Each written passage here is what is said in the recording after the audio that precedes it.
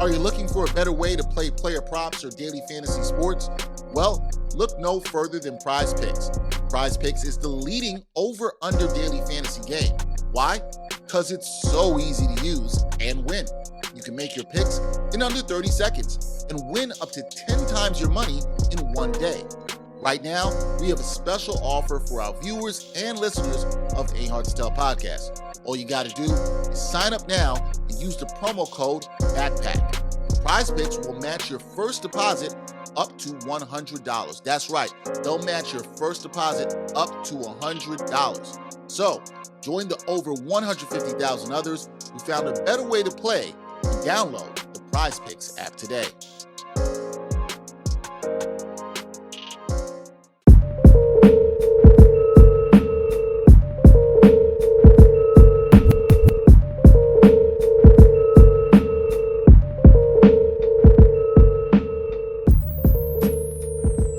Ain't Hard to Tell podcast, episode 231. Dexter, Henry, Bryan, Fonseca here, bringing you the last episode of 2022 as we continue with our 2022 Ain't Hard to Tell podcast Hip Hop Awards. And we're going to give you and talk to you guys about the best hip hop albums of 2022 in this episode. We're going to go from 10 to 1. What do we think of the 10 best albums of this year? Like we do every year, sure to be a good list. We're going to get right into it.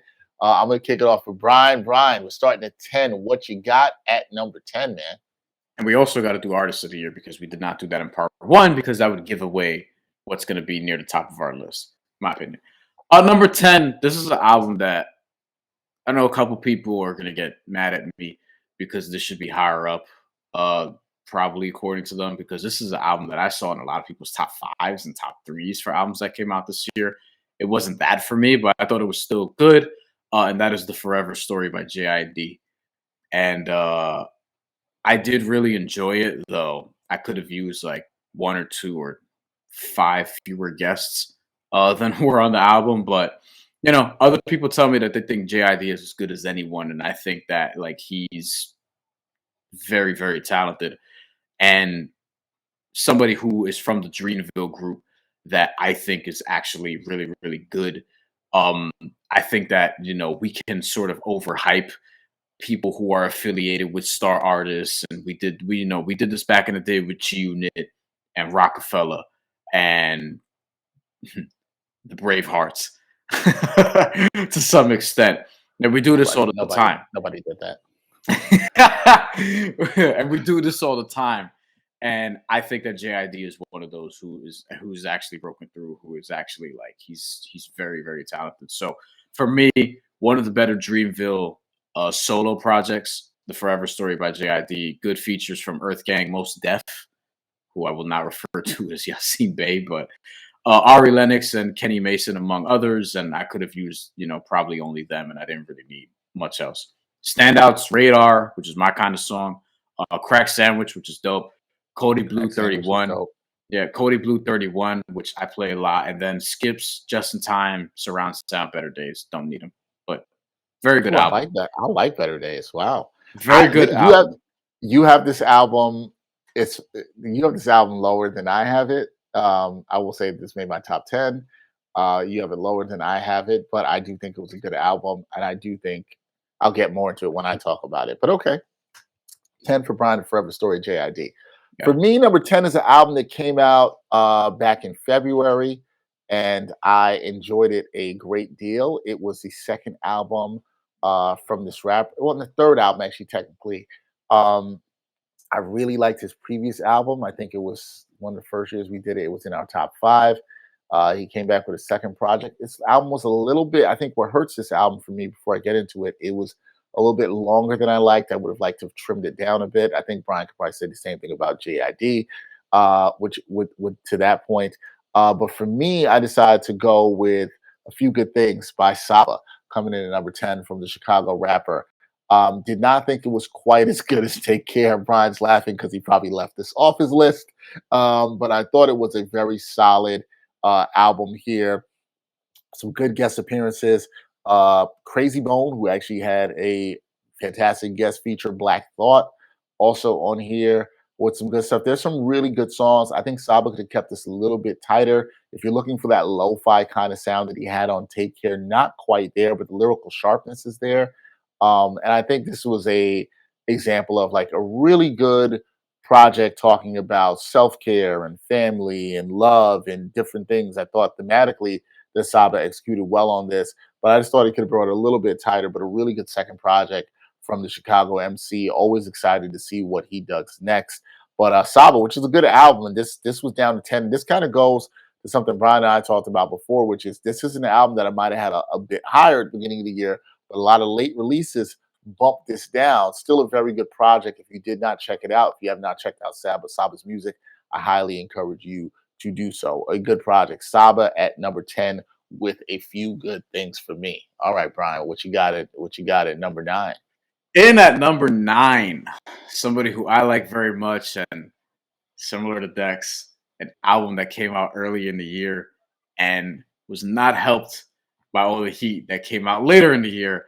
Number 9, Ramona Park Broke My Heart by Vince Staples.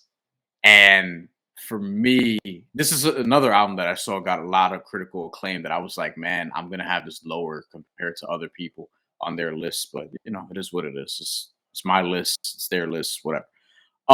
This is my favorite Vince Staples project since at least Big Fish Theory. I felt like this is arguably his best project since even longer than that. So it's it's on par with Big Fish Theory for me. Maybe better. FM and Vince Staples, the self-titled album that he released last year, Vince Staples, were both just okay to me. I felt like Oh, they got I really like the self-titled album. I did like that more than you did. I like it, but it's too short. And both albums are 22 minutes each. I feel like, especially on FM, like that got like way more acclaim than I was ready for. I was like, look, I really like Vince Staples, but I don't think this feels like, not that he mailed it in, but like he just put some shit together and just put it out. Hmm. Presumably to get out of his Def Jam deal or something like that, because he's signed with Motown since. Like this to me, and to that point, both of those projects, 22 minutes each. This was 41, almost double, right? This was great. Had bangers, had introspection. I think Vince Staples is one of the best artists in hip hop at rapping about his childhood in a very digestible way. He's excellent at doing that. Standouts for me, Free the Homies, because I mean that shit is just a banger. Yeah, Magic, that song is fire. yeah, Magic is great. It's also been in some commercials, so great for Vince Staples. When Sparks Fly, which to me is the song of the album, it's the best song on here. It's one of my songs of the year. When Sparks Fly is great, and also The Blues, which is one of the best outros to an album that came out this year, and I felt like to me was second to When Sparks Fly in terms of songs on this album. And I have a couple skips, Slide and Rose Street. I don't really play those. And then the skits, don't really need the skits. They're not bad or anything, and they're quick, but how I feel about skits, similar to what you feel. But Ramona Park broke my heart. Yeah, Ramona Park broke my heart. Vince Staples number 9. I thought in a different year this would rank a lot higher, but this was very good, and I'm excited to see that Vince Staples is consistently putting out stuff. All right. My number 9 is tough because I thought about not putting this album on this list, particularly because of how it was released. And it's funny, I haven't really talked to the homie Chantel Shand about this because I've wanted to talk to her about it. And I was a little annoyed about how this album was released, but when I came back to it, I was like, okay, this was good. And for the slightly older hip hop heads like myself, and even a little bit older, some of you were waiting for this album for quite some time, and then it came out, and fortunately it's going to be on this list, but some of y'all didn't get to hear this, and that is No Fear of Time by Black Star, Most Def and Kweli. If you remember, Brian is looking confused. They released their album on, and I don't even remember the platform. It was some digital only platform that you could only listen to it through. Go ahead, Brian, what you gotta say? Illuminary Podcast, right? Wasn't it that? Yeah, whatever. Yeah, I guess it was that. You can only listen to that. Whatever. I don't remember. Let's just say somebody else got it to me, and I was able to listen. And I heard it. And this was produced entirely by Madlib, which just came with a lot of hype around it too.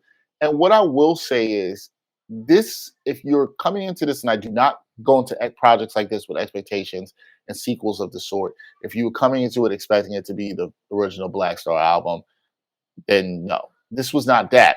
But Madlib does deliver on the production. Talib Kweli sounded as lyrically sharp as I've seen him heard him in years, and actually not trying to pack a whole bunch of syllables between bars all the time. So that was actually impressive. Shout out to you, my Flatbush brother. I thought Kweli was actually Kweli outshone Most on this album, which I would say Most was the superior rapper on the first album. Most on this album is good, but at times on some songs, and I think this is what drops this album from being better than what it could have been. On some songs, for me, he sounded uninspired, for lack of a better word. It's a little bit of like he's just skating through the flows. And we all know it's not lyrically he didn't sound good. It's just you wanted a little bit more energy from Most on here. But the songs that are on here is really good. My Favorite Brand is really good. The main thing is to keep the main thing. The main thing, that is a long song title, but it is actually a good song. Yonder, Supreme Alchemy, which is a Talib Kweli solo, is fantastic on here. Black Thought makes an appearance, which could have been one of the guest verses of the year on a song called Frequency. Really, really good on here. The production's really good. It's typical of what you'd expect from Madlib. I think a lot of what you hear on this in terms of productions sounds like it could have been on Bandana with Freddie Gibbs that Madlib did a couple years ago. There's a lot of that cohesion. If you like that sound, you might like this as well too. I think the unfortunate part of this album is that a lot of people didn't get to hear it because of the way it was released. And I think if it was released more in a way that the masses could have consumed, you might have heard this being talked about. I don't think it's a great album by any means, but I think it's a very good album by any means. And look, I want to say this, and Bryan, I think you'll agree with me on this. A lot of times when you do these exclusive deals, it does not benefit the artist or the creator. It benefits the company who's doing it. It does not benefit you. I do not think this benefited Most and Kweli in any kind of way, for what they needed. It's almost like they didn't, and this disappoints me a little bit with this album, they didn't understand their audience. You have Madlib, you got yourself, you got Kweli, Most, there's fans who wanted to hear the second Black Star album. They've been waiting for years, and I understand you might want to be like, yo, let's Rage Against the Machine. We don't have to be with big record labels. There's different ways to do this independently, and we'll get to an artist who did that this year very well. There's different ways to do that, and you can do that. And I think it's disappointing for the hip-hop fans that they did not, the majority of them that love Black Star, that love the old raucous records, that sound of the music, didn't get to hear this, because I think it actually is a good project, and I wish more people had got to hear it. But it made number 9 for me. No Fear of Time, Black Star. Is a solid project. Tight listen, again, for those wondering. It is 33 minutes, 9 tracks. So it's kind of right there on that EP territory, but it is an album. So I am going to put it at number 9. That's my number 9. No Fear of Time, Black Star. We haven't been controversial yet, and I'm about to get there with number 8. Oh yeah, let's go. Let's go. Okay, I feel like you're going to get to controversy when you realize some of my omissions. But yeah, go ahead. You're not going to like this at all, but I will. I will shred. You got to put the camera on both of us. I need the 2-shot here. I want to reiterate. This is my list, and I'm not doing this on the basis of best album to least best album.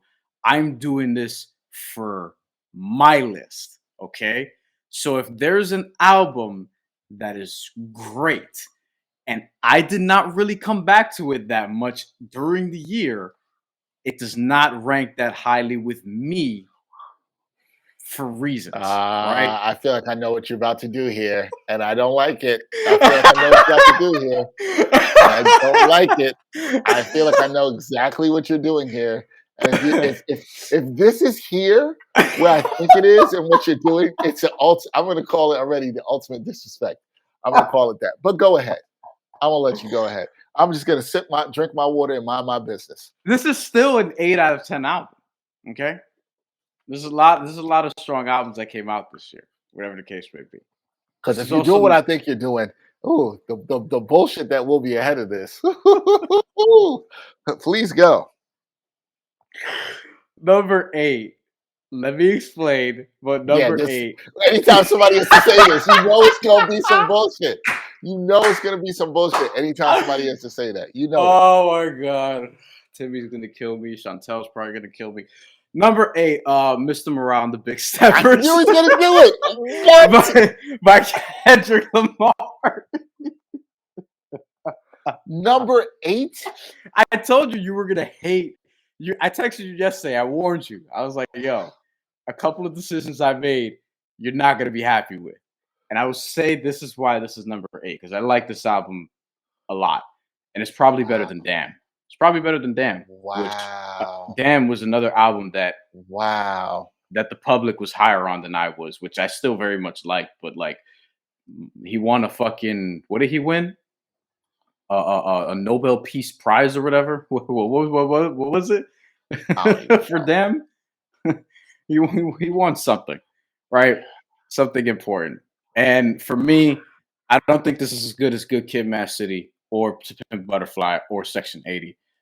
I also think, as great as this album is, and there are times where I'm in awe because Kendrick is Kendrick, it's very hard to replay. It just is. Okay? Very hard album to replay. I didn't find myself wanting to come back to it a lot this year. That means something for me when I'm making, again, my list. It's probably better than a bunch of stuff I'm about to mention, 7 through 1. I did not want to come back to this album because there are songs. Let's go to standouts. United in Grief, Worldwide Steppers, Count Me Out, Mr. Morale. Songs that, and this is an important category because I only have this category for this album. Songs I appreciated and think are dope, but will likely never willingly listen to. Because they're just difficult listens. And you love Mother I Sober, you talked about that. I just can't come back to it like that. I can't really come back to it like that. Which is understandable because you even mentioned that when you gave the award for this category. Auntie Diaries, tough listen. And We Cry Together, don't even get me started. Tough listen. I also have a couple skips, Silent Hill being one of them. There's no need. But ultimately, great album. I just struggle to really come back to it. And maybe that's a me problem. But for me, it's still number 8 on what is my list for 2022.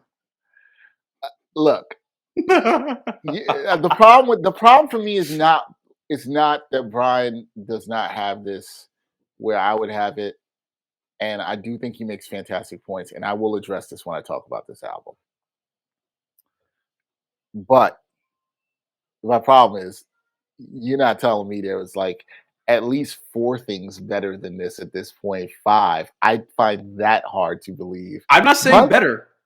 I'm not saying better. Remember, I'm not saying better. Listen, but you gave your reason, and yeah. I'm fine with people when they give their reasons. This is why we do this and we have this discussion. I do not agree with Bryan is that low, but I understand his reason, and I would like to people say, because I'm sure people will clip this and people will jump in. Oh no, I do think there's validity to what Bryan is saying, and I will address this when I get to this album. And I already said it with Mother I Sober. I do think there's validity to this album, as great as it is.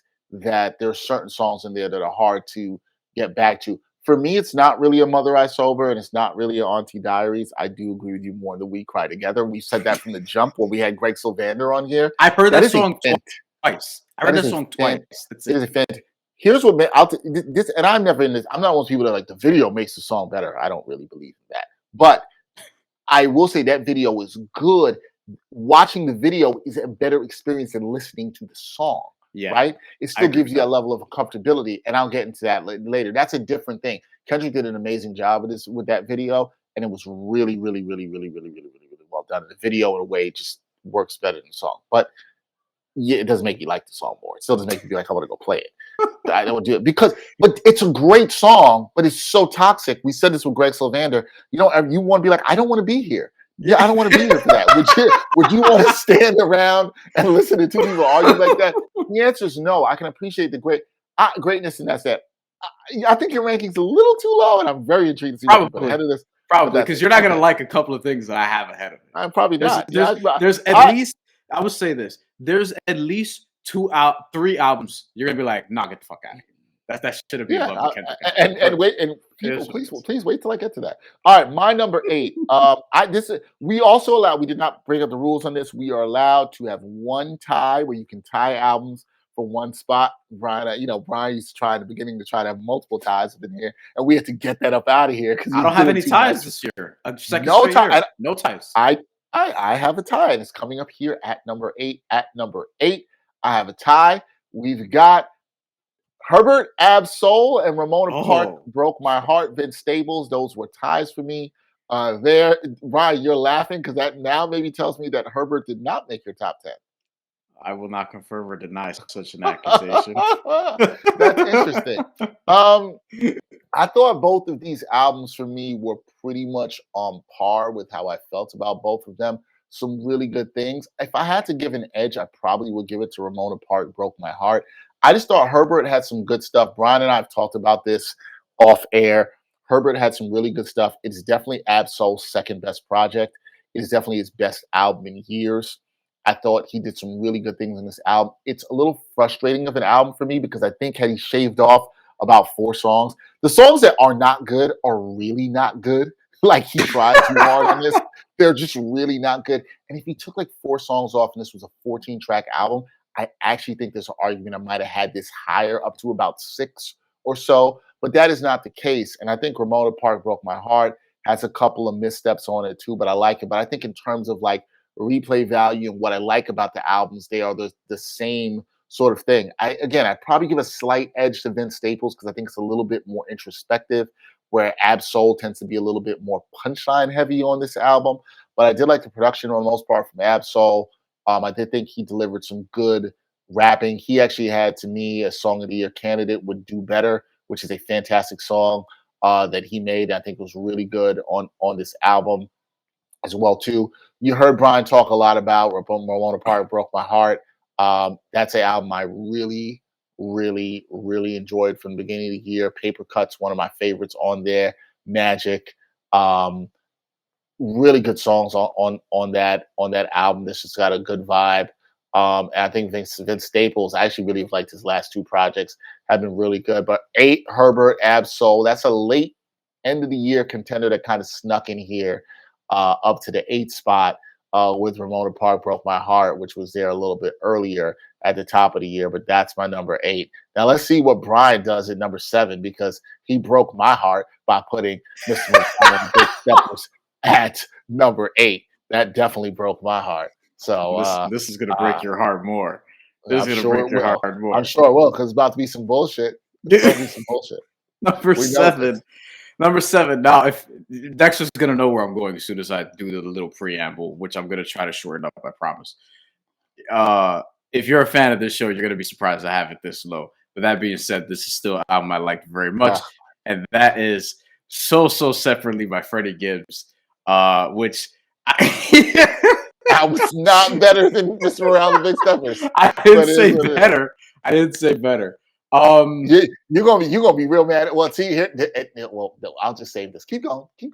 I have a feeling I know where you're gonna put or not put this album on your top 10. Honestly, look, So Separately was about what I expected, which is a very good project. But not one that's as good as Bandana. Probably not as good as Alfredo either. But I would say that, the reason is probably cohesion. And, Freddie Gibbs' best 3 projects are all one producer projects, 2 of them with Madlib. Bandana being one I just mentioned, and also Pinata, and then you have Alfredo, which is with Alchemist. I think this is Freddie Gibbs, probably his best mass-produced album. It's better than Freddie. It's probably better than Shadow of a Doubt, if I had to really think about it. It's definitely a lot more rich in sound than Shadow of a Doubt was. Shadow of a Doubt was way more raw, something that I really like, but this is probably better overall. I could have used a couple less coke joints, which, surprise, surprise. It's a Freddie Gibbs album at the end of the day, but I thought this was still very good, very well done. Not quite album of the year as he had been saying, but I think this puts him in a right direction in terms of the excitement for what he's going to do after this. And for me, I want the Montana joint, which may or may not happen, may or may not be next, but that's supposed to be the 3rd and supposedly final installment of the Freddie Gibbs and Madlib collaborations. I'm hoping that that's next. That would make a lot of sense. Standouts for me on this: Zipper Bags, Too Much, Lobster Omelet. That entire stretch is very well done. One of the best 3-song stretches on an album that I've heard this year. The production and everything else. Feel No Pain is great, and Dark Hearted, as I mentioned, was my song of the year. Then you also have Grandma Stove, which I thought was an excellent song in the back couple songs of the album. And I have a couple skips, but one of them is Pain and Strife, which I knew it as soon as I heard it. I was like, yeah, I'm probably not going to willingly hear this one again. And then PYS, not really for me as a New Yorker. It's more of a down south thing. I get it. I respect it. Shout out DJ Paul. Not something I go back to, but so separately in at number 7 on my list. All right, it's Freddie Gibbs over Kendrick. Man, fuck out of here. Fuck out of here with all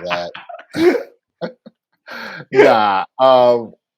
Yeah. Okay, we'll get to that. All right, my number 7 is the album that Bryan mentioned already. So I won't belabor this too much. The Forever Story JID coming in at 7. Really like this album. I do agree with Bryan that this is one of the better Dreamville projects outside of J. Cole, probably since Boss's The Milky Way that came out a few years ago, that I thought was very underrated as well too, and had an honorable mention for me, I believe, that year. But this was a good project from JID, and I think what worked for JID here on this project was the song making was better. A lot of times JID was that classic rapper that's like, yo, he can rhyme his ass off. This is dope, but can he really make songs? And on this album, I thought he got way more introspective. I thought he got way more personal. The song making was up a level. The flows were still intact. He still was extremely impressive. I have a lot of the same songs I like that Bryan does. Radar, which is fine. Galaxy to kick it off. Crack Sandwich is crack. Cody Blue 31, also dope. There's some really 2 good back-to-back songs that he had on here. Blood in Them and System Them. Really good. System Them with the Music Soul Child merry-go-round sample. Fire. That was really good. The Can't Make You Change with Ari Lennox. Stars, also good. Just in Time with Lil Wayne, a very good Lil Wayne feature on there. A little weak towards the end of the album. Could have shaved some of those songs off, although I liked Better Days. The other 2, Money and Lauder 2, I could have probably gone down to. I think if this was a 13-track album, 12-track album, I actually think this would have been a little bit higher on my list. But I was very impressed with JID on this one.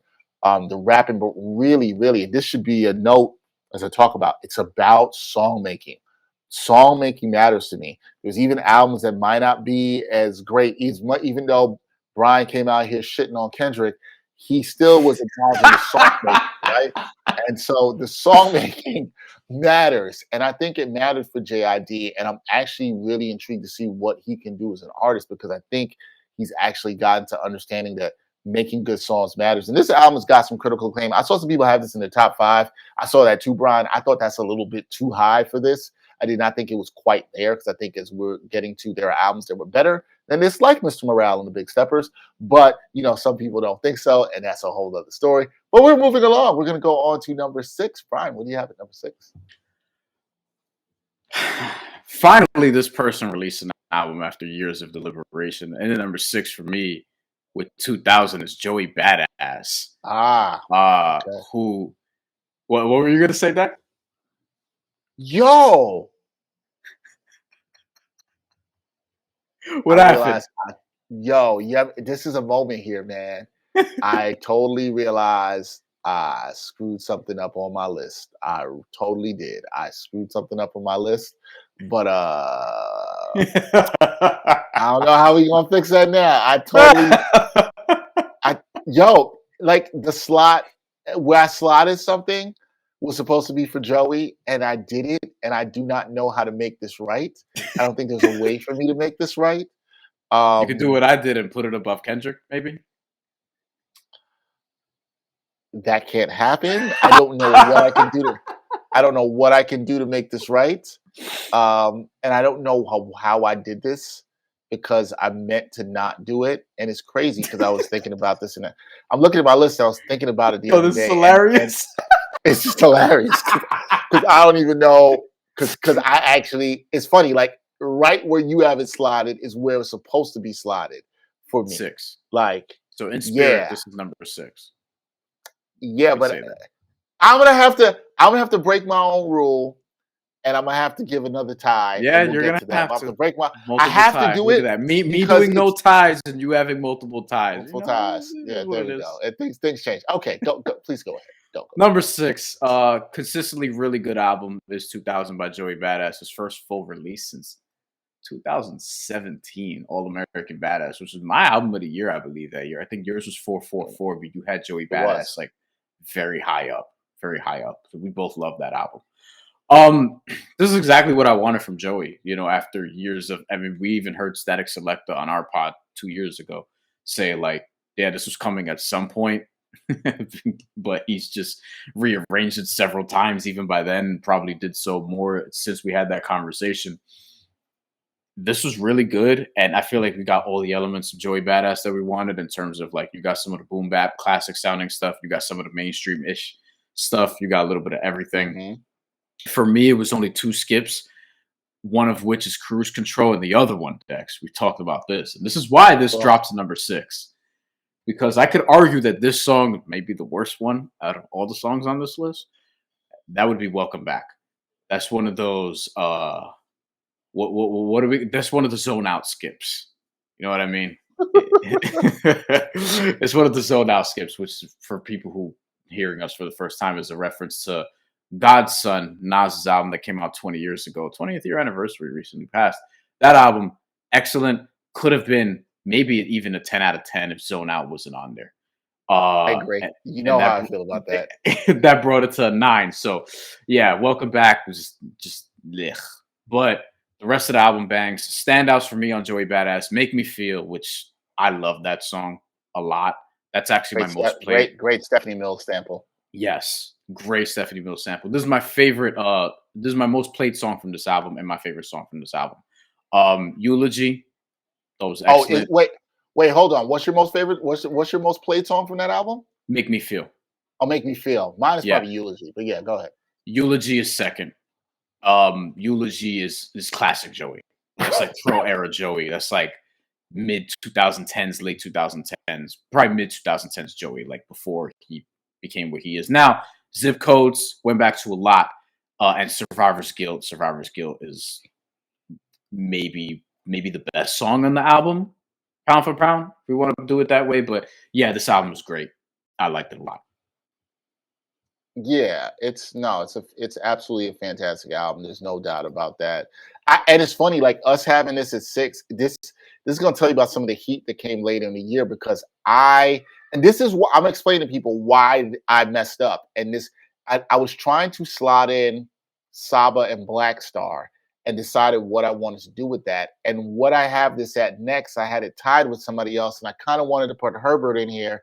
I was trying to give love to some albums that came later in the year, and I had Joey. Joey got bumped down a couple of pegs because of some albums that came out later this year. I will mention what those are once we get through Joey here. But I had Joey right in the same place that Bryan had him at 6. So we're going to get to 6. But because of what I did, there's now going to be a second tie for this. So at number 6 is going to be Joey Badass with 2000, which I agree with a lot of what Bryan said. And I think in most other years, this album would have been higher. It's a very good listen. I'm with Bryan, and I have the same 2 skips. Yeah, that song Chris Brown is absolutely terrible. Sorry, Joey, that was just not good. But I have this tied with a rapper out of the UK. I've had his albums on here the last couple of years. This is his third project. Is Loyal Carner. He had an album called Hugo this year, 10-track album that made it. And these albums are really. This is the tie because these albums are right here in the same space for me. Why are you laughing, Bryan? More on him later. More on who? On Loyal? Yeah. Oh, okay. This is going to be interesting. Okay. This will be interesting. Let's start with Joey Badass first. Joey Badass, for a lot of what Bryan said, one of the things I like about Joey Badass's album that should be, I think, talked about a lot is the cohesiveness of the sound in there. And I like kind of what he did with the concept a little bit. I know some people say Joey Badass played it safe. He didn't really take a lot of risks musically with this, and it's fine. But I kind of liked what he did with the album, the concept. You had Diddy narrating in the open. It's sort of Joey at this show, and he's going through his performance and being the baddest, and that's kind of with the whole album. And he has some really good performances on this album. The Baddest is a good intro. Make Me Feel is fantastic. Love, love, love that Stephanie Mills sample. That's really good. Where I Belong, another good track. Brand New 911, which you had heard the intro of the horns of that. I'm forgetting for what song he released on his birthday previously the year before, but you had heard that before. Yeah, I do agree that Cruise Control and Welcome Back are the weaker songs on this album for sure. With Welcome Back being the weakest of them, an automatic absolute skip. This would not pass the cleaning test. I would run to the other side of the room, hit skip on the phone so quick it's not even funny for that at all whatsoever. My favorite, I think, most infectious, excuse me, Eulogy. I love that's just classic Joey over some Static Selected, Dream Life Beats production. Good combo there. Dream Life did a lot of work with the Underachievers. Really good there. I just love that. It's a really good album. I think there's an argument to be made that I'd like to see Joey get a little bit more introspective. I almost wish he'd done a little bit more of what JID did. But this was a really good album, his first full-length release. I'm still always excited to see what Joey can do next. I know there's things he was playing with different sounds because I follow him on IG and see a lot of stuff he's been doing. And this was more into his traditional sound. I'm really wondering what he goes in next in terms of doing. But yeah, I think the production was solid. A lot of stuff from Static Selector, Chuck Strangers on here. It feel like Kirk Knight, when he went with what worked for his sound, I think it worked a lot for him. I think when he tried to go a little bit too much out of it, it didn't. But I've heard him do stuff where he plays with different sounds that works. Now he tied with Laurel Carner for Hugo on his album, and I think this is arguably. It's funny because I like his first two albums, but I think because this was a 10-track album, it was his tightest work, probably his most introspective work. Loyal Carter speaks a lot about dealing with being a biracial person, his relationship with his father. There's a lot of good stuff on this album, song called Blood on the Nikes, which is really good because they do not call it Nikes in the UK. They say Nikes. That's really good. There's a bunch of good songs. It's a very tight listen. I really encourage people to listen to it. And look, we talked about how the UK has been putting out some of the best rap over the last couple of years. Laurel Carter does it here. I think what I liked about this is compared to the other albums, the tightness of the message. The production is a little bit more lush than he has. A lot of his sound was more of that lo-fi sound. I like the production more on this album. I think it's really good. It's really tight. I think this too could have been an album like Joey's that would have been higher for me in most years. But what I have in the top 5 to me is just heat and it's better. But you got people like Bryan who got Mr. Around, the Big Steppers down there at number 8. But we ain't gonna talk about that. But that's my tie. Joey Badass with 2000, very good album, very good project. Hugo, Laurel Carter, also very good project. Both these albums to me could have been higher, but very solid projects from these artists. Excited to see what they do next. Bryan, you said you had more on Mr. Loyal Carter? Yeah, but not quite yet. Because at number 5, we are going to the UK, but we're not going to Laurel Carter. We're going to Lil Sims first. In at number 5 with No Thank You, which to me is her best project since The Gray Area. It hurt me to put this at number 5. I thought this was going to be higher. It hurt me that you said it. This could have been This could have been number 1 a different year. Yeah, this is her best project since Gray Area, and probably her second best overall. It's definitely a step up from Sometimes I Might Be Introvert last year, which got a lot of hype, and rightfully so. But I felt like was a little too thick, a little too cluttered, and I didn't need 6 skits. I think the album had last year, which is still it still made our top 10s, but it wasn't. Yeah. I felt like it could have been better if it was tighter. And this album was like the opposite, just in terms of the rollout. Like I didn't know it was coming out. She just kind of said one day that an album was coming out in like a few days or a week or so. Which I love. And then boom, here it is. No, thank you. Which appropriate title for such a rollout, right? She's just done with the shits. You know what I'm saying? On the album, there's a lot of like venting. Felt like just 10 vent sessions with a lot of instrumentation. We talked about the producer, whose name is escaping me right now. Inflow. Inflow. Yeah, Inflow, who's producer of the year contender for us. This was just tighter and better than sometimes I might be introvert, and you always want to see artists get better from their last project. A lot of instrumentation, as I mentioned, and was pound for pound arguably the best song making of the year. Could be. If it came out earlier in the year, maybe it resonates differently. But it just came out so recent that like it's hard for me to put it at like 1 or 2 or something like that. So, um, standouts for me: Angel, Gorilla, A Heart on Fire.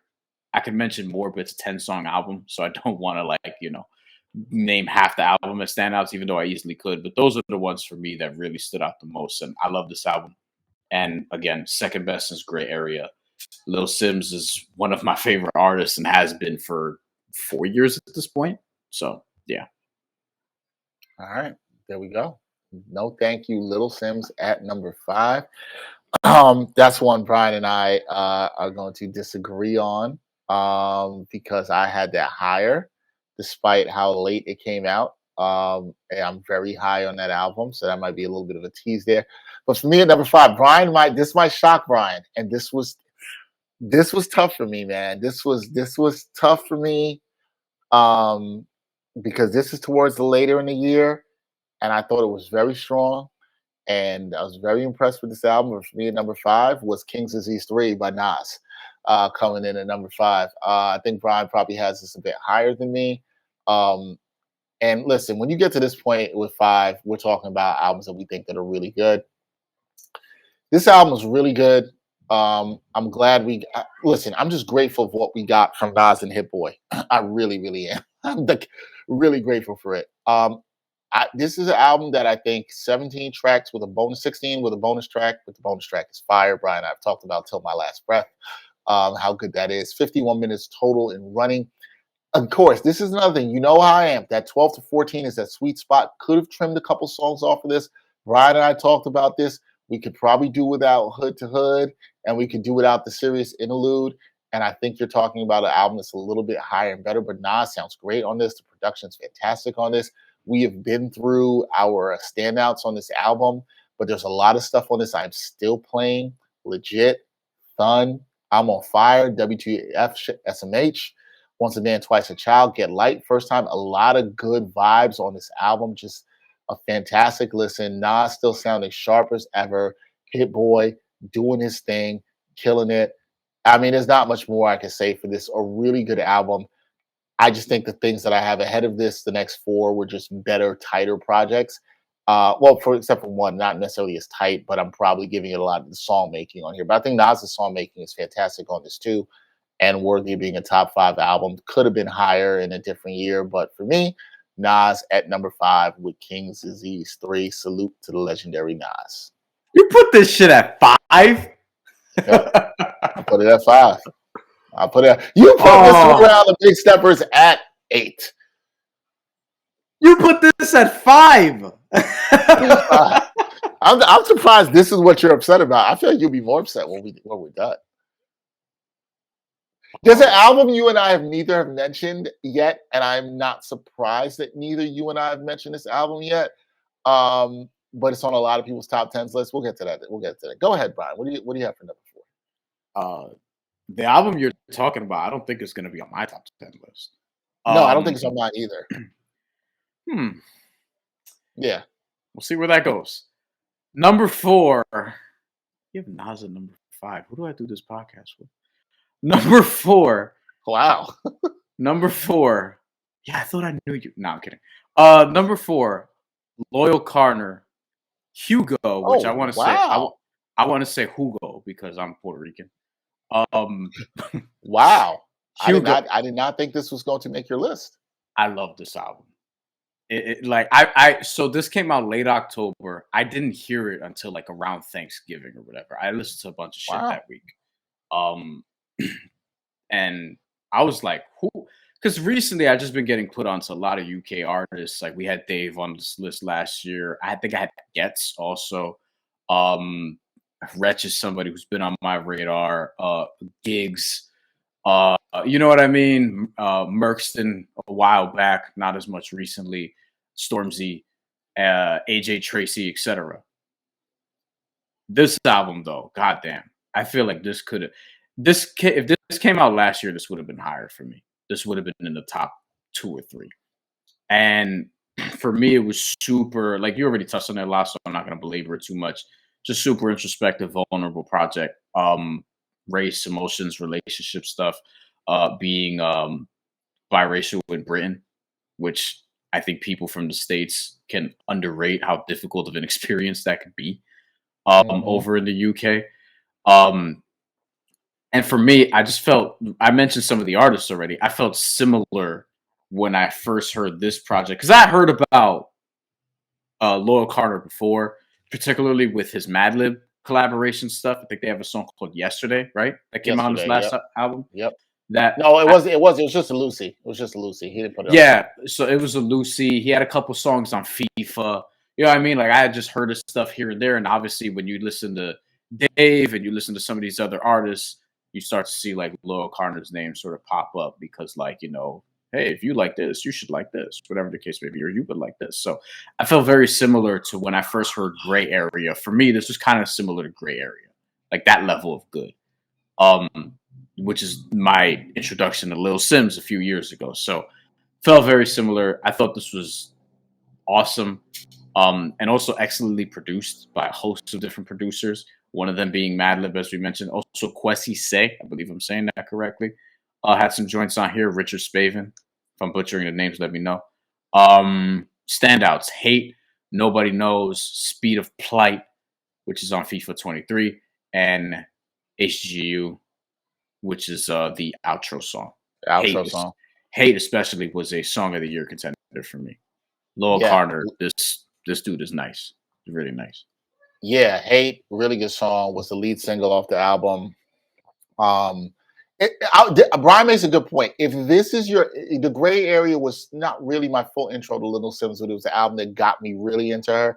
But Album like wise, this yeah, that's what I album mean. Yeah. wise, but this is like that. I'll say this for people: if you did not listen to um his first 2 albums, which is a different sound and more stripped down, but very good.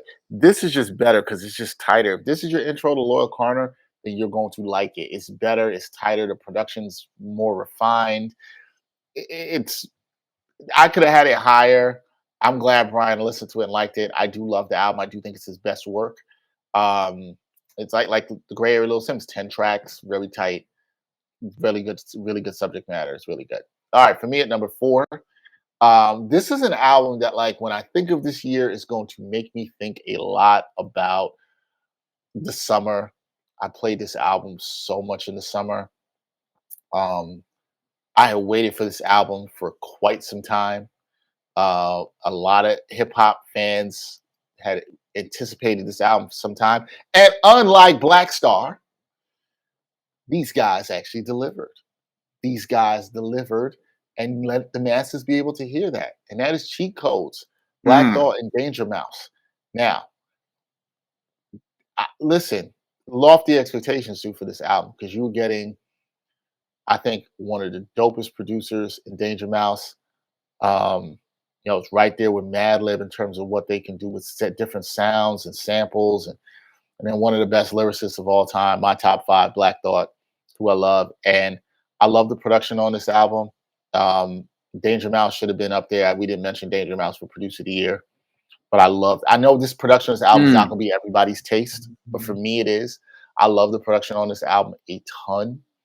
It had a lot of high replay value for me. I think the knock for me, what makes this album probably not in the top 3, is it's a Black Thought's rapping his ass off, but the one thing I've kind of wanted to see more, and I thought we actually got this on the Black Thought album, his Stream of Thought Volume 3 that dropped last year. We got a little bit more structure and introspection for him with his songs, where this is a lot of just like, outside of a few songs that are about particular topics, a lot of it's just Black Thought just going. Now, one thing I will say about this album had a lot more features than I would have liked initially, but all the features hit here. Like, all the features are good on this album. Like, talk about a producer and an artist knowing features that are going to work. Joey Badass and Russ on Because, really good. You got Raekwon on Cheat Codes, I believe that's really good. You have Conway on Saltwater, Michael Kiwanuka, one of my favorite singers out of the UK, on Aquamarine, really good. Even on there's the Posse Cut track with Run the Jewels and A$AP Rocky. Everybody brought it in terms of their verses on here, but like this is just a fantastic album. Belize, MF Doom with the posthumous verse, one of the standouts on there. Black Thought could have been up there for verse of the year on that, and the production on that is just great. The final song, Violets and Lapidas, just fantastic job by Black Thought. This is a very good album. I would replay this a lot. I can listen to it almost all the way through, minus about one skip. It's a very short listen, good production. I think it's one of these albums you just want to listen. It's kind of like I'll say to like what Prime One was a couple years ago, where you just want to turn something on and hear somebody just go out lyrically with some good production. This is this kind of album for you. It lacks the really great song making in terms of structure and subject, and I think I would have loved to seen that a little bit more out of these guys. But for a project, Cheat Codes is fantastic. It's a really good listen. There's not much I could really nitpick about this album, and I really enjoyed it. And I hope the two of them do some work together again, because I think this was really good. And I'm very much a fan of rappers working with one producer, and I think you can see sometimes they bring out the best in artists, and I thought this was really well done. So salute to Black Thought and Danger Mouse. And at number 3, Cheat Codes, Black Thought and Danger Mouse. You had it a little bit higher. Yeah, I'm not gonna, you already talked about it a lot, and I agree with a lot of what you said. For me, this is my favorite, probably Black Thought solo outside of maybe Streams of Thought 3.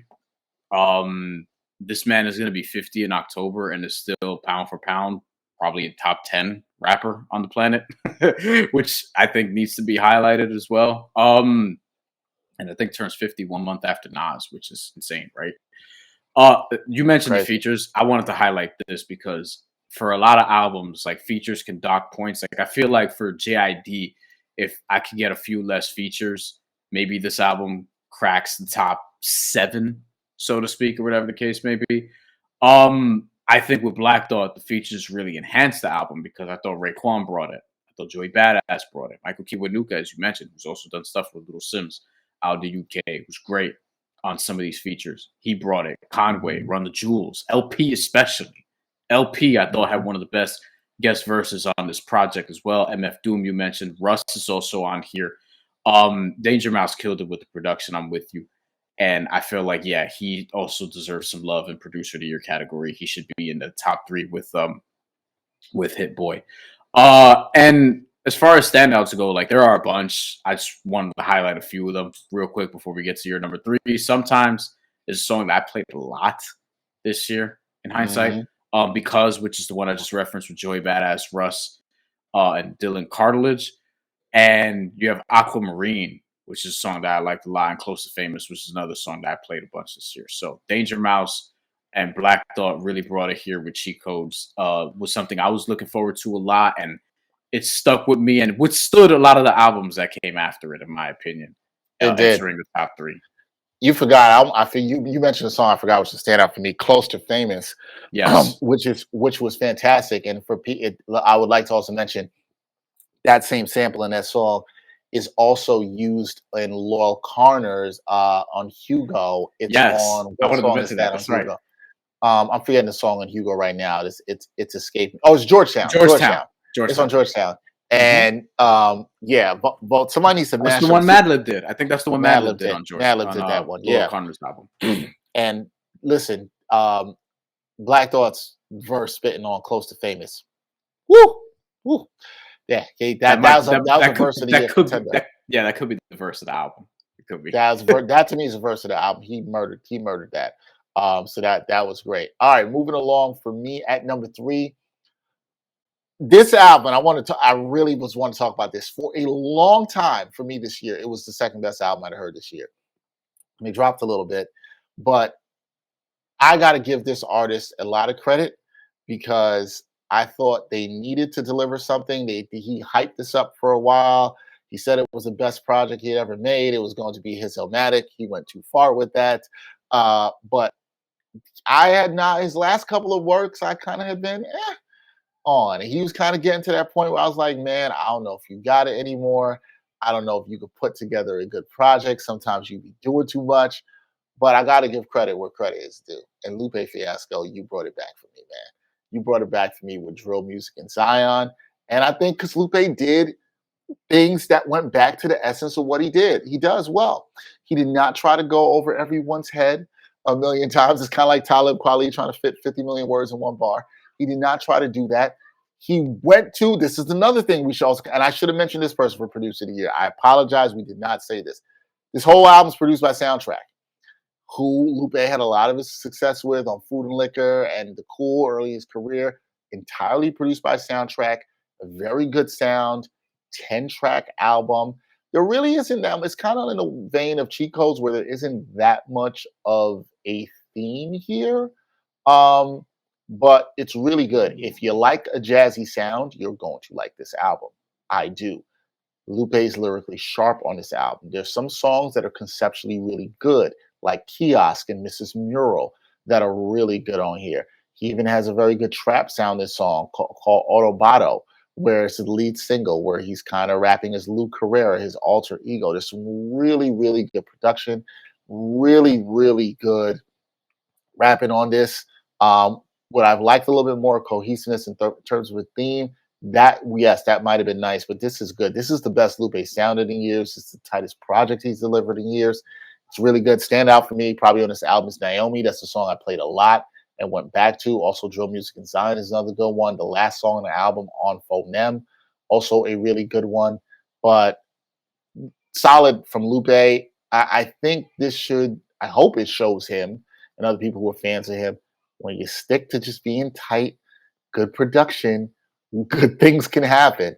And this was a really good album by Lupe Fiasco that I still am playing back a lot and is getting a lot of good replay value. So for me, at number 3, Drill Music and Zion, Lupe Fiasco. Welcome back to making a good project, Lupe. We appreciate you. Thank you, man.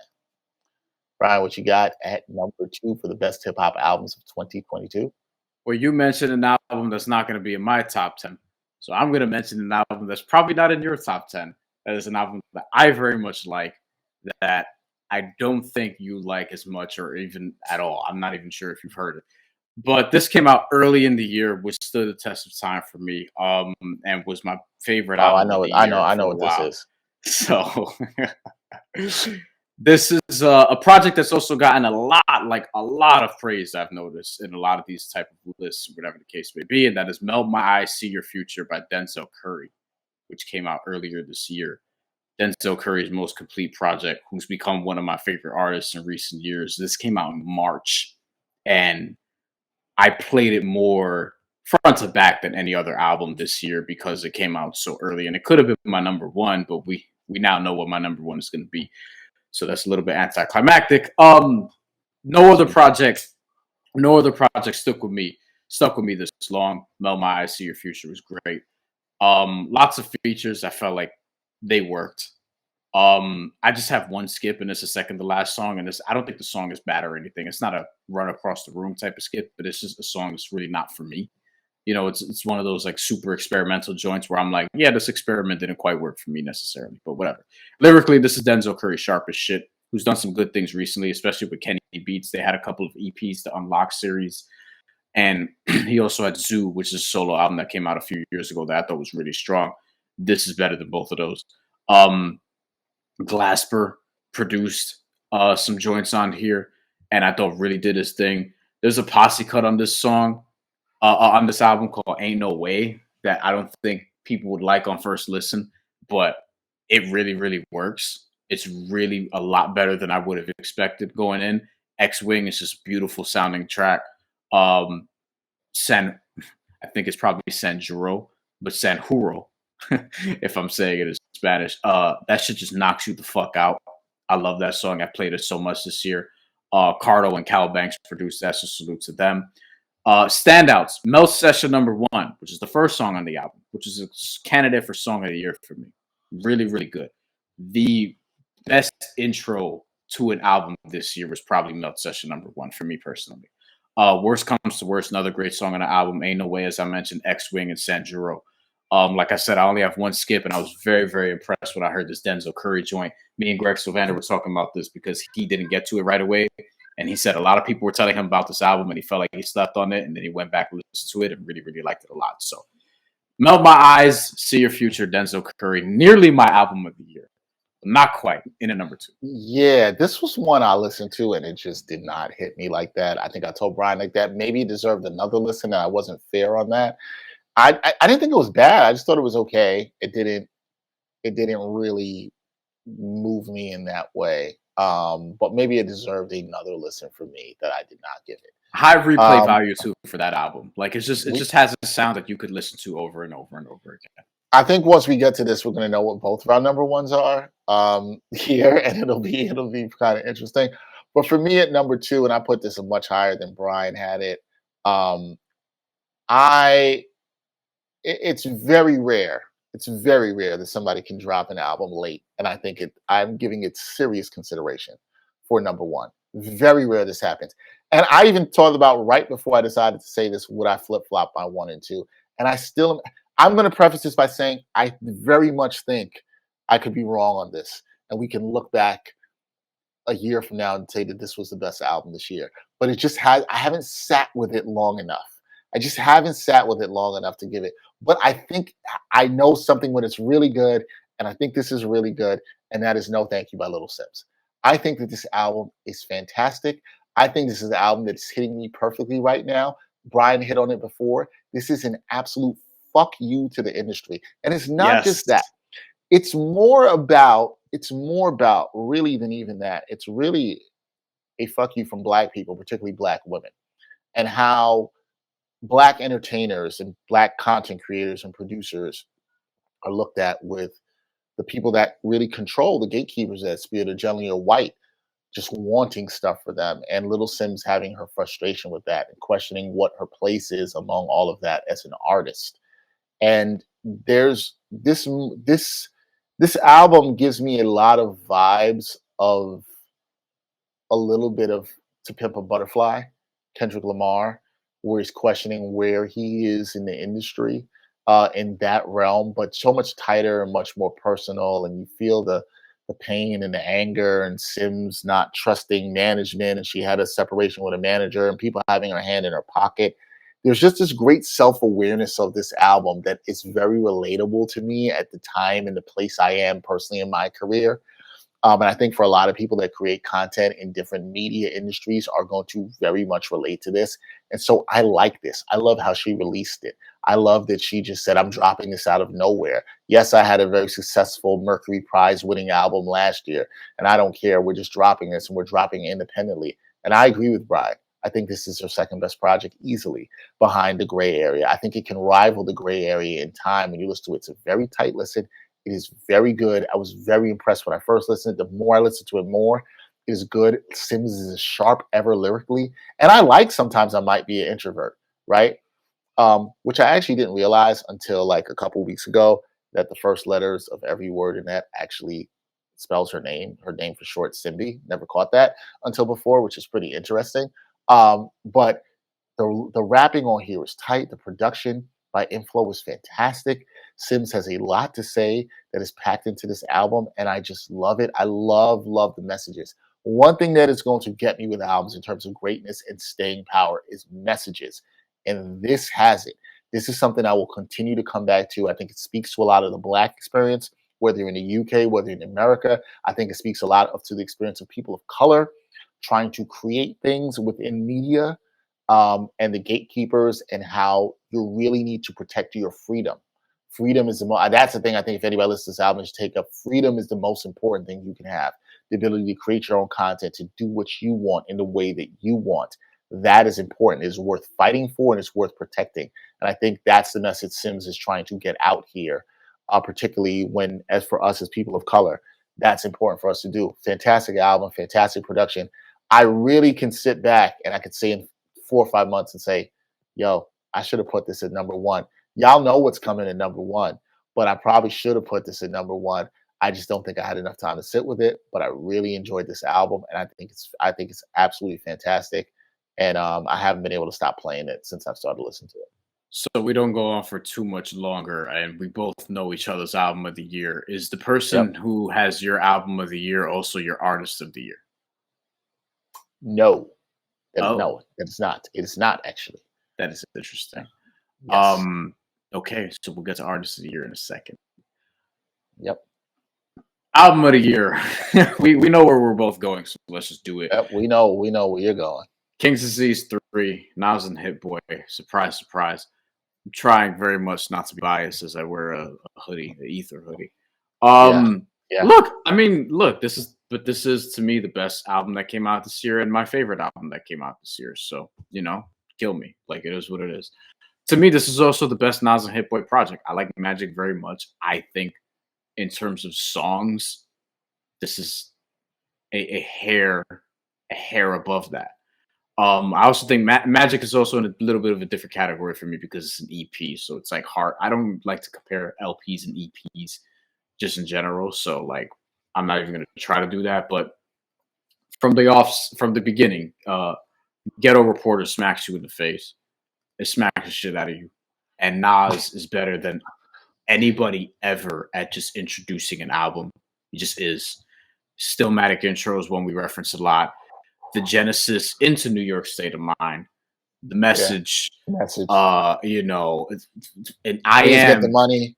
Queens get the money, and I Am. He plays his greatest hits after 2 albums. Who does that? You know what I mean? Like, and then Life is Good. No introduction. You know what I mean? Yeah, so like, he's been great on it. And even on the King's Disease series, like he's the best at it, right? The first 5 songs of this album, the stretch is incredible. It's incredible. No real skips for me on this project. Like you mentioned Hood to Hood. Is it something I'm going back to a lot? Probably not. But I play the album. When I go to play this album, I generally play it straight through. I don't skip anything. I think this blends the first 2 KDs beautifully, which I felt like this was the appropriate third. Like I kind of hope that if they do another project, it's not King's Disease 4. Unless they feel like they could one up this and take this series to the next level. I'd be interested to see if that's the case. I was very nervous about WTF SMH, but God, did that song deliver. It was way better than I thought the title was going to suggest, because I was kind of nervous when I saw that. Until My Last Breath is the best bonus track that I've heard on any album this year. The standouts: Till My Last Breath, Beef, Ghetto Reporter, Legit, done. No skips. Yeah. I mean, listen, it's a dope album. There's no doubt about that. I didn't have it quite as high. I know Bryan was probably shocked at how low I had it. I probably even shocked myself having it at 5, but I just think Sims kind of messed it up. Sims messed things up. You messed things up, Lil Sims. You messed it up. Like it was tough for me to. It was really tough for me to leave that out. It was just tough. It was a tough one for me. So at this point, Bryan had this album as low as number 8. This is probably, I told you I was gonna be the most variance you'd ever seen from us, and it did deliver. And for me, number 1, I had to go with Kendrick, Mr. Morale, and the Big Steppers. Okay, everybody knows I'm a K-Dot fan. I will say this: I'm going to address what Bryan said, because I do think Bryan's points are valid here, as I said before. The reason I think this is number 1, I thought this had the best song making out of any album. The highs are really, really, really good on this album. When you're talking about Mother I Sober, a great song. You talk about Mr. Morale, fantastic song. Father Time, amazing song. Savior, Rich Spirit, Count Me Out. It's a song that I absolutely love. There are songs that are really good. Excuse me. I love what Kendrick did in really opening himself vulnerably, talking about his therapy. I think it was very important. Things that that's particularly in the Black community, sweeping under the rug. I think this is a very important album. I think this is one of these albums where, while I agree for certain songs, because of the subject matter, the density of it, it is going to be hard for people to replay. I get all that. It doesn't, and Bryan wasn't saying this, so I'm defending Bryan in this. Bryan was clear about this. It doesn't mean the songs aren't great. The songs can be great, and it can be hard to listen to. Like, I think We Cry Together is great, but I don't ever care to listen to that again. Dance by Nas also, by the way. Dance by Nas is another one of these. That's a good one to bring to. But it's funny, and I did listen to that song, and I've talked about this on podcasts before. The day my mom passed away, So sometimes there is time for music that is heavy to go back to. It's interesting. At times you can go back to it. And I think that this album, I think one thing I recognize about it, I remember we had Greg Sylvander on here, is I think it's an important hip hop album. And I think that's the thing Kendrick has done. I think he's created very important hip hop albums. You're going to look back into the vulnerability of him here, talking about therapy openly. This was a therapeutic album for him. And there's a way artistically I really, really like this album. I like this album much more than Damn. And I think I understand why the masses like Dan more, because a lot was more stripped down, and sometimes people don't want to hear the therapy. But like, I'm fine with seeing an artist open himself up in different ways. And I think Kendrick's rapping and song making was still very much at a high level. I would have liked this album to be a little bit tighter. And that's probably the reason why I really, really, really considered putting Sims over Kendrick here, but ultimately, I went with Kendrick. I think I just sat with it longer, and I think I have this. Not that I have it over anybody else, but I think I just understand what this album I think means. I think this is one of these albums that when people look back in hip hop, and they're gonna say, "Yo, it was really important." We kind of didn't understand how important it was at the time, but I think it's really important, and I think it's gonna get its due when we see what other artists, hip hop artists down the road, take from this vulnerability and do with that. And I think in this era of rap that we've had is something I've spoken about before, and I think a lot of heads even older than me don't give this generation of rappers enough of their credit. Is we've had a lot of black men open up and be more vulnerable with the music, which I think has been a good thing. I think it's been a good thing for rap going forward. I think it's been a good thing for society going forward. Everything doesn't have to be I'm thugging it out and all this stuff. There's a way you can be vulnerable and honest and talk about issues. And I think Kendrick does that here in a very digestible way. Although some might have been a bit too heavy, like We Cry Together, I do think there's some really good things that he did on this album. And I'm intrigued to see where he goes as an artist next, as I always am with everybody. But for me, it's hard for me to not give him the album of the year because I think he had some of the best songs of the year. I keep going back to. I think there's an argument that Little Sims had the better, tighter project, but I would probably say Kendrick delivered some of the best songs of the year that I keep going back to.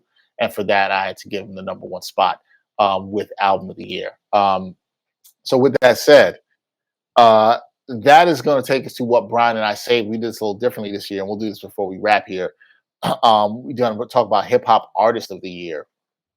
And I'm glad we did it this way because we didn't want to kill, you from knowing what albums were. But I will tell people, right, my hip hop artist of the year is not Kendrick Lamar. um, so Brian, who is your hip hop artist of the year? I don't want to give it to Nas just because he has the best album on my list. I really honestly want to give this to Bad Bunny. I'm not even joking. I know it's not technically hip hop, but there are like reasons for that, right? I actually want to do that because Denzel Curry, I don't no disrespect because I just love his album, but like artist of the year feels like a stretch. Black Thought, like you know what I mean, and then I go down the list, and I feel like to me, I just want to give this award to Bad Bunny, and the reason is really this: with the album, he's also been able to go into this socially conscious portion of his career, where in Puerto Rico, I don't know how many people know about Luma Energy and all the shit that's going on over there, but they had a music video for this song called El Apagón, which translates to the blackout.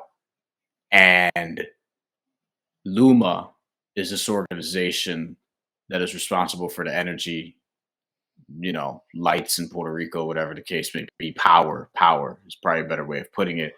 And the power on the island has been very inconsistent, to say the least. There's blackouts and power shortages in a lot of different places, and Luma is responsible for that. And they're corrupted, and there's government involved in all this shit.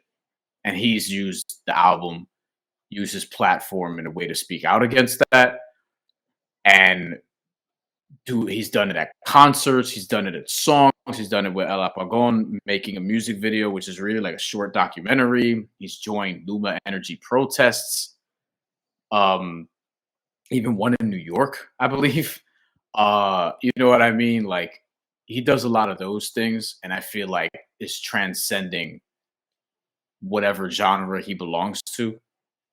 And for me, that's what an artist should do when they get to that level, not just act in a bunch of shit, which apparently I did see that he is in Bullet Train, which I saw a little bit on somebody's screen when I was flying back to New York the other day. Apparently he He is dies in on that Bullet. movie. He is on Bullet Train, and I watched that movie a couple weeks ago, which is very funny, and I think you would like it. So you should check that out. Really? It looked a little Yes, silly, but like, I why think you would. not? But Is it more silly than the Cocaine Bear movie you sent me? Sent me the other day. It's oh, not more silly than that. okay, fair Yeah, enough. But I'm all in on the Cocaine Bear. yeah. If Listen, you're all man. in on that, you will like Bullet Train.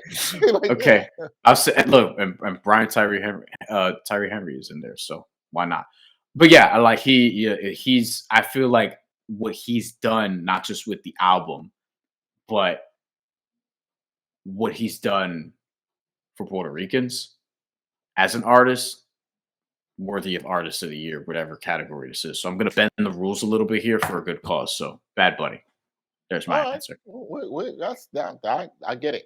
I think in the spirit of you saying that, it's probably some of the reason I'm going my hip hop artist of the year is not Kendrick who had the album of the year. It's not even Nas, who I think had a great year with his album, but it's Lil Sims, and a lot of it is because of the reasons of the stuff I mentioned before. A lot of it is because of the rage against the machine, standing up against the system, really using our artistry. If you haven't checked out her album, also check out the videos that she put out with her album. The little short film that she put out with the album is really good, and the imagery works to that.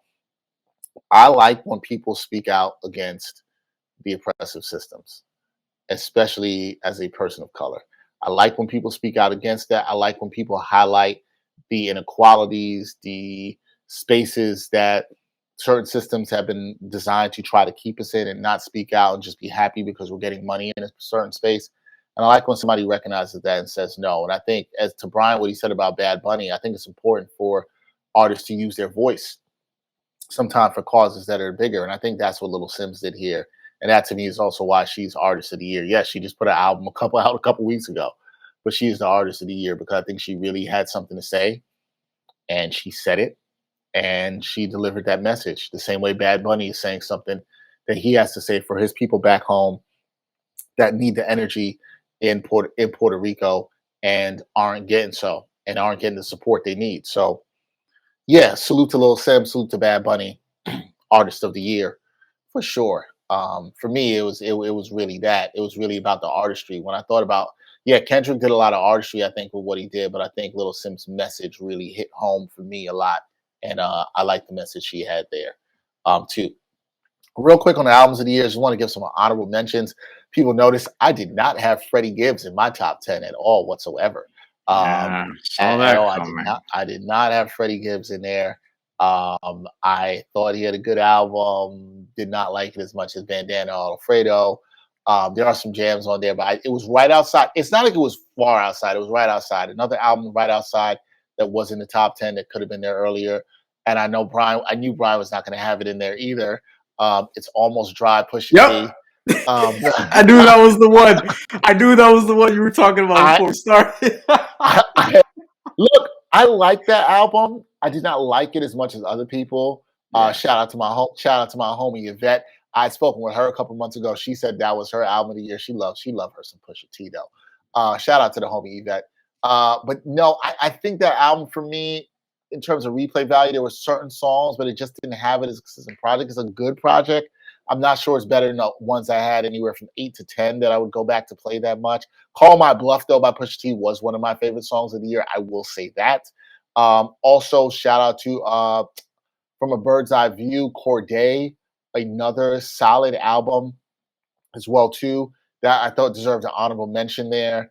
I don't really have anything else in terms of honorable mentions that jump off the top for me right now. Those were three I thought deserved some honorable mentions. Neither of us mentioned the Griselda project this year. I thought this was a bit of a down year for Griselda. I'd probably say Tana Talk 4 was the best of the projects that released, but yeah, not really a good project. I'm going back to heavily outside of Johnny P's Caddy and Tyson versus Ali on there, but go ahead. Conway, God don't make mistakes. I'll probably say this. Yeah, that was okay too. Yeah. Um. Okay, so just misses for me. Pusha T would be the main one. Stormzy released an album that I like, but I wouldn't consider it a hip hop album. Saba was very close for me. Also had to duke it out with JID for that last spot, along with Pusha T. Absol was also a last minute cut. And I did just mention Conway's album. If I had a top 15, I guess those would be the next five. And Corday actually would be in there from a bird's eye view. That came out so early in the year, like I kind of forgot about it during the process, and then when I got Yeah. to my top Yeah. 10, I was like, yeah, I can't really find a spot for it. There are also a bunch of other albums that are like that, like people love, and I just want to say like, no, um, Her Loss, get the fuck out of here. The I Never Liked You joint by Future. I know a lot of people love that. I saw that that was Kevin Durant's album of the year. We can stop with that. It's Only Me by Lil Baby. Come on. Honestly, Nevermind by Drake. The Metro Boomin joint, everybody's going crazy about Heroes and Villains. That's got some joints on there. You know, like, yeah, Some but of the like, I production on there mean, is good.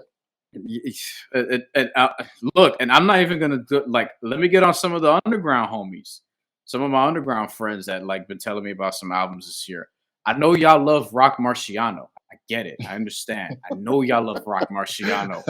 The Elephant Man's Bones, but like, I don't know. Maybe I'm just at that age now where underground hip hop, like, it needs to be a certain way for me. It just can't be like it can't be the shit I was listening to in 2003. No offense. So It shouldn't be. you know, like with Rock Marciano, like I think he's solid, but like it's just never been my type of underground hip hop. And I love underground hip hop. Not for me. Billy Woods, some of the same stuff. And other than that, I also wanted to give a shout out to somebody else. I'm trying to, was it Brockhampton? I don't even remember what it was the other album that I kind of liked that I couldn't really find a spot for it. But it is what it is. That's where we are. There's this our album of the year list. To reiterate my top 10, JID was 10, Vince Staples 9, Kendrick 8, Freddie Gibbs 7, Joey Badass 6, Lil Sims 5, Lil Carter 4, Black Thought, Danger Mouse 3, Denzel Curry 2, Nas 1, Artist of the Year, Bad Bunny, who also had my non-hip hop album of the year and my non-hip hop song of the year, Después de la Playa. Yeah, for me, 10, Few Good Things, Saba, 9, No Fear of Time, Black Star. 8 was a tie between Herbert, Absol, Ramona Broke My Heart, Vince Staples. 7, Forever Story, JID. 6, another tie, 2000, Joey Badass, Hugo, Laurel Carter. 5, Kings Disease 3 from Nas. 4, Cheat Codes, Black Thought, Danger Mouse. 3, Drill Music and Zion, Lupe Fiasco. 2, No Thank You, Lil Sims. And number 1, Mr. Morale and the Big Steppers, Kendrick Lamar, Artist of the Year, Little Sims. That is it for this edition of the I remember podcast. one more thing. I remember the other album that people were telling me, like, yo, you gotta hear. This is another one of these dudes. Like, people have been telling me he's been dope for like 10, 12 years. Just not for me. Bro, Sweatshirt. I understand. I get it. Totally understand it. The album is 24 minutes long, and there are approximately 1, 2, 3, 4, 5, 6 songs that are less than 2 minutes, and it's a 10-song album. You can have it. I'm good. Yeah, not a big fan of Earl Sweatshirt. That is it for this last episode of the year 2022 A Hotel Podcast. Hopefully you enjoyed that. Let us know if you agree with all the rankings that we had or you disagree. Follow us on all social media platforms at AHTT Podcast. Also give this a like, hit the subscribe button on Backpack Broadcasting or wherever you listen to on digital streaming platforms. He's Bryan Fonseca. I'm Dexter Henry. We will see y'all in 2023. Stay blessed, stay safe. Happy New Year. And until next time, y'all. Chip. Peace.